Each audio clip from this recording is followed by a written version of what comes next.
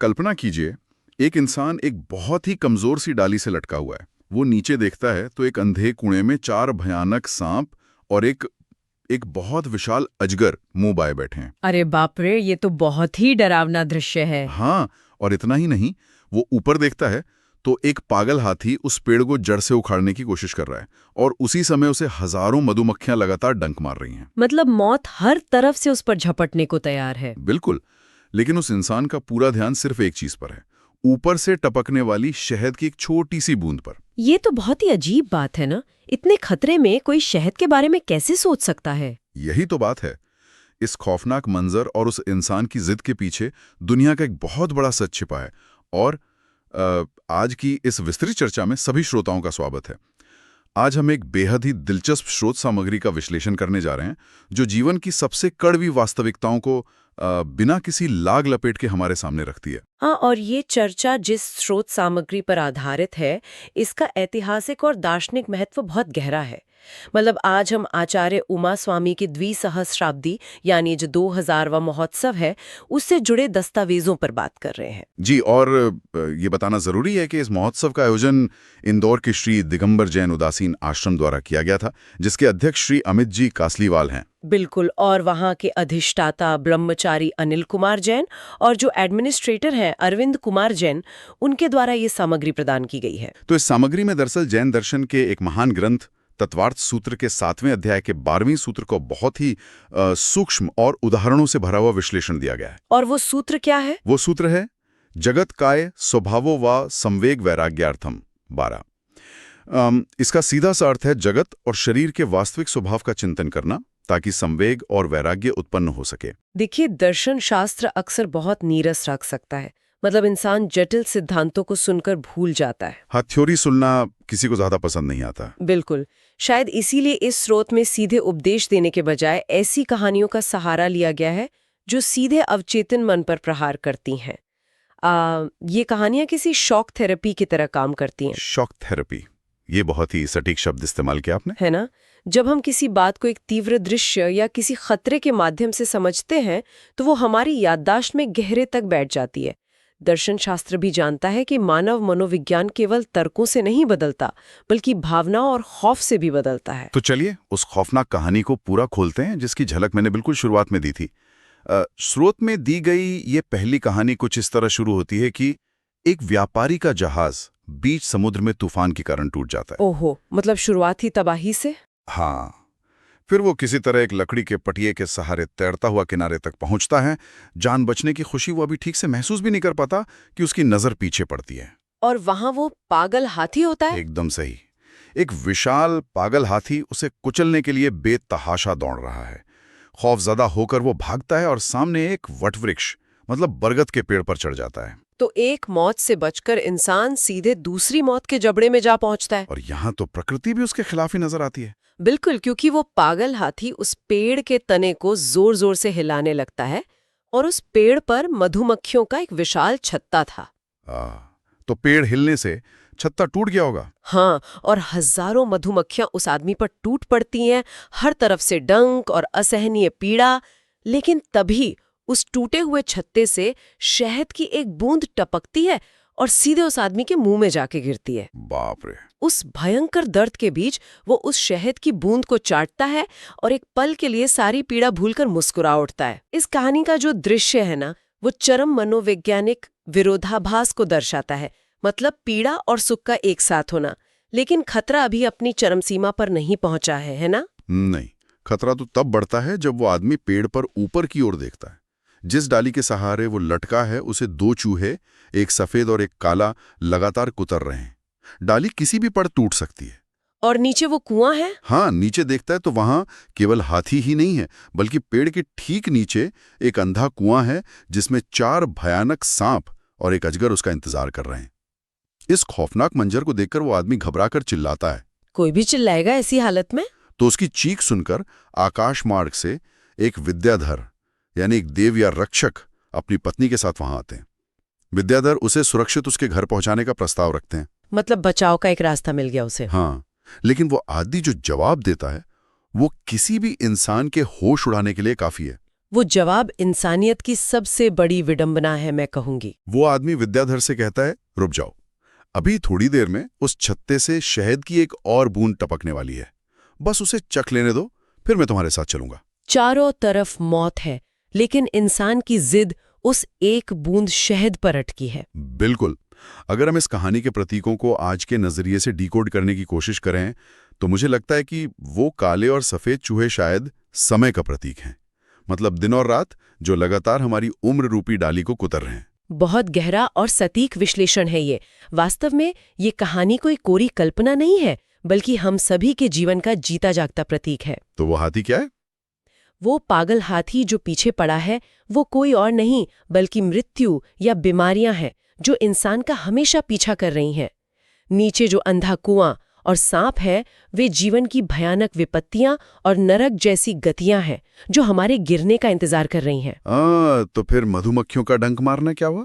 जीवन के रोजमर्रा के तनाव और परेशानियां। एकदम सही। और वो शहद की बूंद क्या है जिसके लिए इंसान अपनी जान जोखिम में डालने को तैयार है?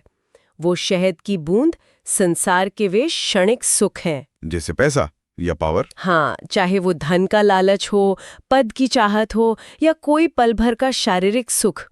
इंसान इन छोटी छोटी खुशियों में इतना अंधा हो जाता है कि वो भूल जाता है कि मृत्यु बिल्कुल सामने खड़ी है। और विद्याधर, यहाँ जो विद्याधर है वो सच्चा ज्ञान या मुक्ति का मार्ग है जो इंसान को बचाने आता है। लेकिन इंसान कहता है बस थोड़ा सा सुख और भोग लूं, फिर धर्म या आत्मकल्याण के बारे में सोचूंगा। ये तो बिल्कुल आधुनिक जीवन की उस स्थिति जैसा है जहां हम किसी बहुत ही क्षणिक खुशी के लिए, जैसे बस एक और वीडियो देख लूं, बस थोड़ा सा और पैसा कमा लूं, इसके लिए लगातार अपने स्वास्थ्य को दांव पर लगाते रहते हैं। हाँ, एक तरह का मनोवैज्ञानिक अंधापन है ये, जिसे आज के समय में डूम स्क्रोलिंग भी कह सकते हैं। बिल्कुल। अब देखिए, ये कहानी तो बाहरी दुनिया के खतरों और भ्रम को तोड़ती है, लेकिन इससे एक और सवाल खड़ा होता है। दीवारी, हमारा परिवार और रिश्ते तो सुरक्षित हैं। सत्य का सामना करने की दिशा में ये एक बहुत बड़ा कदम है। इंसान अक्सर बाहरी खतरों से डरकर अपने पारिवारिक रिश्तों में सुरक्षा खोजता है। हाँ, हमें लगता है कि घर वाले तो हमेशा साथ देंगे।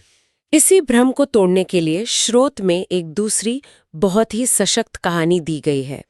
ये कहानी एक साधु से शुरू होती है जो गली गली में घूमकर चिल्ला रहा है कि ये संसार झूठ है, सारी दुनिया झूठी है। और एक नौजवान लड़का इस बात का विरोध करता है। हाँ, वो कड़ा विरोध करता है।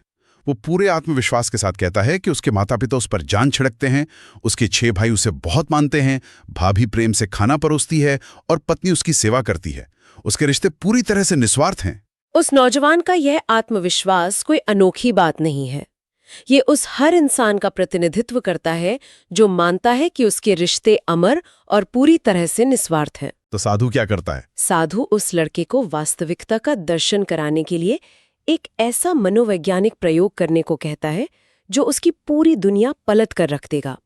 वो उसे झूठी मौत का नाटक करने को कहता है। हाँ, साधु उस लड़के को श्वास रोकने की विद्या सिखाता है, जिससे वह कुछ समय के लिए बिल्कुल मरे हुए इंसान जैसा दिख सके।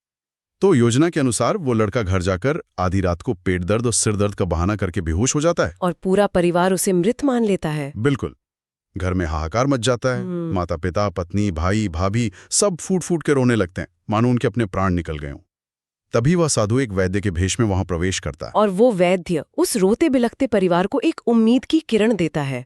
वो कहता है कि उसके पास एक ऐसी चमत्कारी औषधि है जिससे यह लड़का तुरंत जीवित हो उठेगा। लेकिन उसकी एक शर्त होती है। हाँ, एक ऐसी शर्त जो तथाकथित निस्वार्थ प्रेम की सबसे निर्मम परीक्षा बन जाती है। वैद्य बहुत गंभीरता से कहता है कि इस औषधि को जो भी पिएगा उसकी उसी पल मृत्यु हो जाएगी और उसके बदले ये लड़का जीवित उठेगा। मतलब इस घर में किसी एक का मरना तय है। और फिर क्या होता है? सन्नाटा। एकदम खौफनाक सन्नाटा। जो कमरा कुछ क्षण पहले विलाप और तुम्हारे बिना हम नहीं जी सकते की आवाजों से गूंज रहा था, वहां सन्नाटा छा जाता है। जब वैद्य माँ से दवा पीने को कहता है तो वो ये कहकर पीछे हट जाती है कि उसे अपने बाकी 6 बेटों की भी देखभाल करनी है। और पिता भी यही तर्क देते हैं। भाई और भाभियां तो साफ मना कर देते हैं।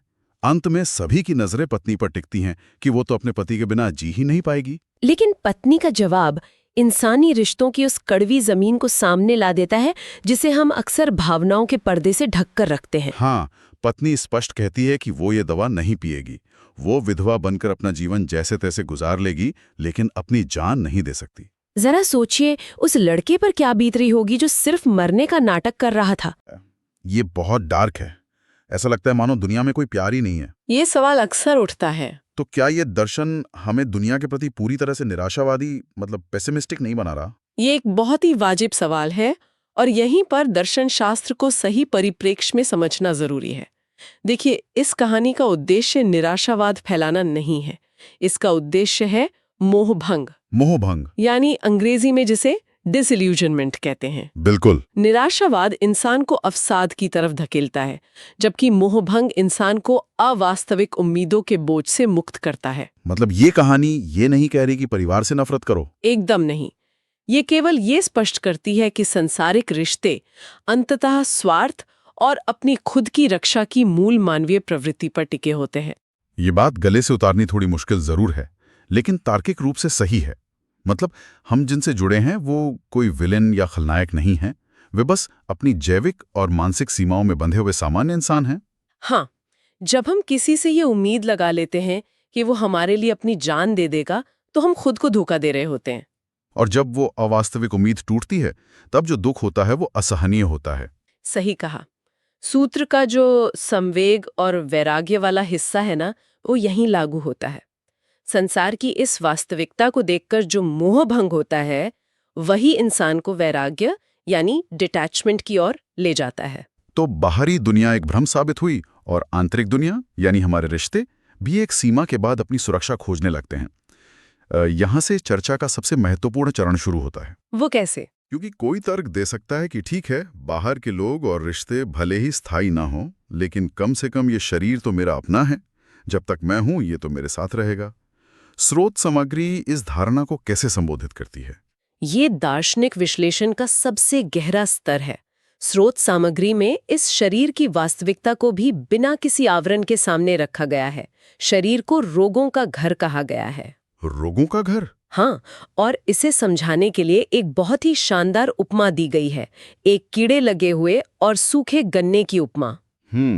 ये गन्ने वाली उपमा किस तरह से शरीर के स्वभाव को स्पष्ट करती है?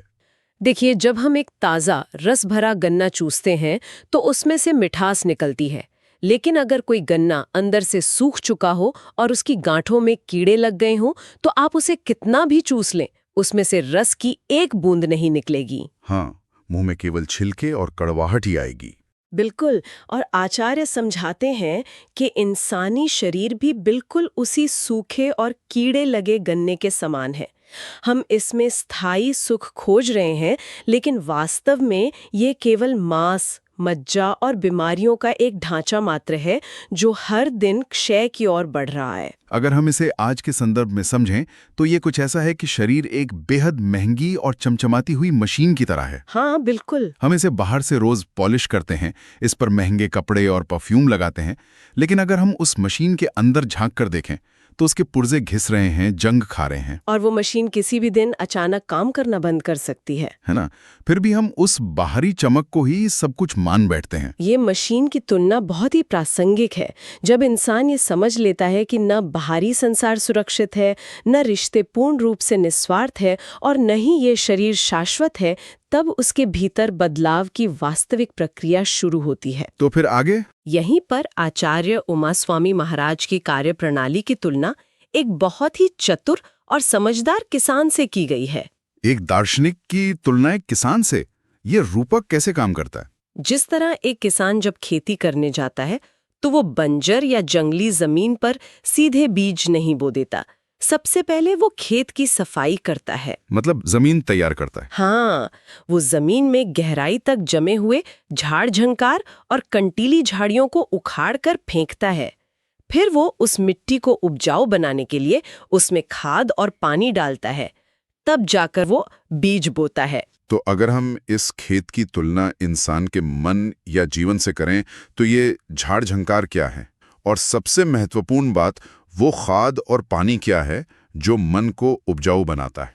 यहाँ जो झाड़ झंकार है वे इंसान के भीतर छिपे कषायें हैं। कषाय मतलब बुराइयां। हाँ, यानी क्रोध, मान जिसे हम अहंकार कहते हैं, माया यानी छल कपट और लोभ। ये वो कंटीली झाड़ियां हैं जो मन के खेत को बंजर बना देती हैं। तो पहले इन्हें निकालना होगा। बिल्कुल। जब तक इन्हें नहीं निकाला जाएगा, तब तक आत्म कल्याण का कोई भी बीज वहां पनप नहीं सकता। और इन झाड़ियों को निकालने के बाद जो खाद पानी डाला जाता है, वो है 4 भावनाएं।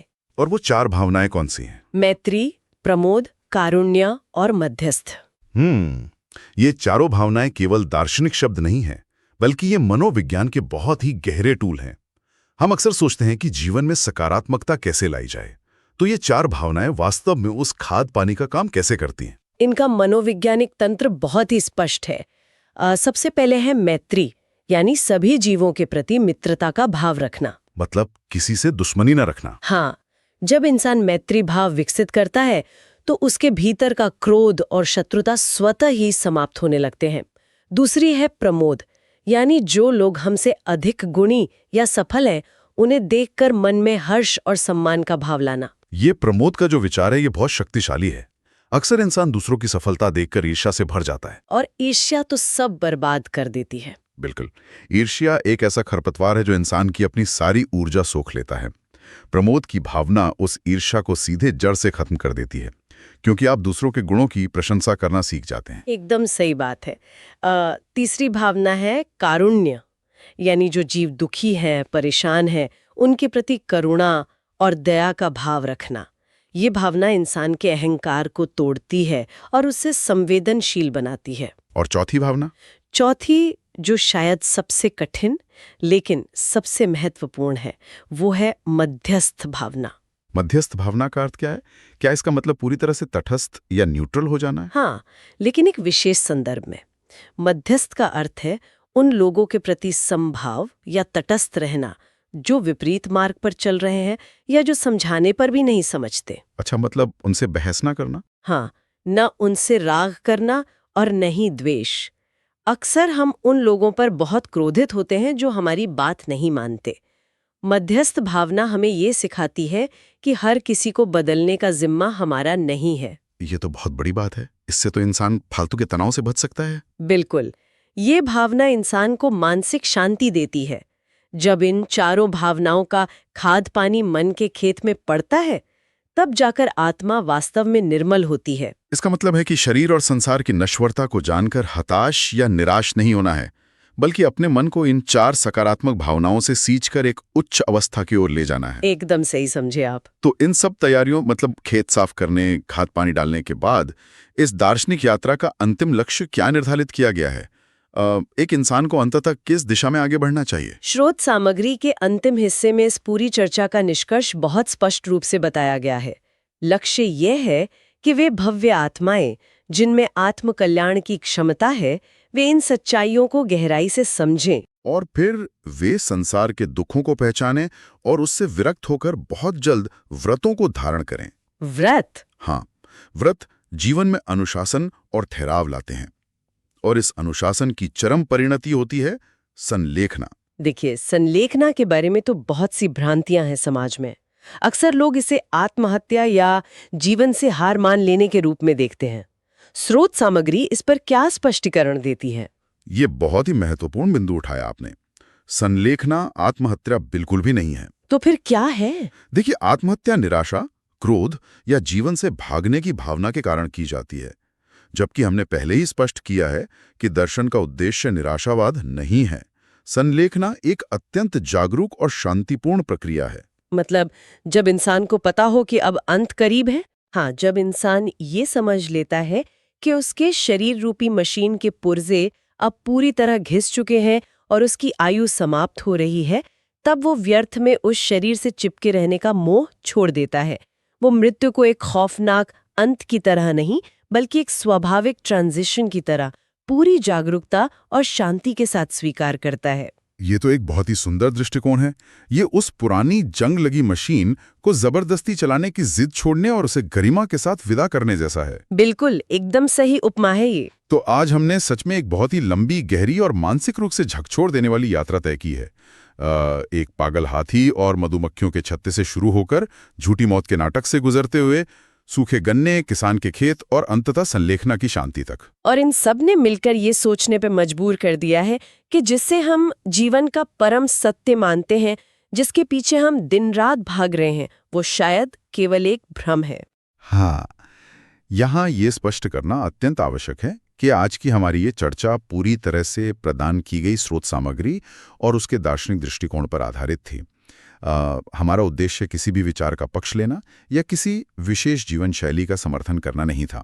हमारा काम स्रोत में निहित जो प्राचीन दार्शनिक विचार हैं, रूपक हैं और मनोवैज्ञानिक विश्लेषण है, उन्हें निष्पक्ष रूप से सामने रखना था। और इन रूपकों की गहराई और इनकी प्रासंगिकता आज के समय में भी कितनी जीवंत है, ये इस चर्चा से पूरी तरह स्पष्ट हो जाता है। तो इस गहन चर्चा को समाप्त करते हुए विचार करने के लिए एक गहरा सवाल छोड़कर जाते हैं। उस डूबते जहाज वाले व्यक्ति की कहानी को याद करें। आज की इस भागदौड़ भरी डिजिटल और महत्वाकांक्षाओं से अंधी हो चुकी जिंदगी में वो शहद की एक बूंद क्या है, जिसके लालच में इंसान उस डाली को कटता हुआ देखकर भी अनदेखा कर रहा है जिस पर वो खुद बैठा है। ये तो सोचने वाली बात है। और क्या उस विद्याधर की पुकार हमारे आसपास ही कहीं मौजूद है, जिसे सुनने के लिए बस थोड़ा ठहरने और शांत होने की जरूरत है? इसी विचार के साथ हम आज की ये विस्तृत चर्चा यहीं समाप्त करते हैं। इस गहराई में हमारे साथ उतरने के लिए बहुत बहुत धन्यवाद। धन्यवाद।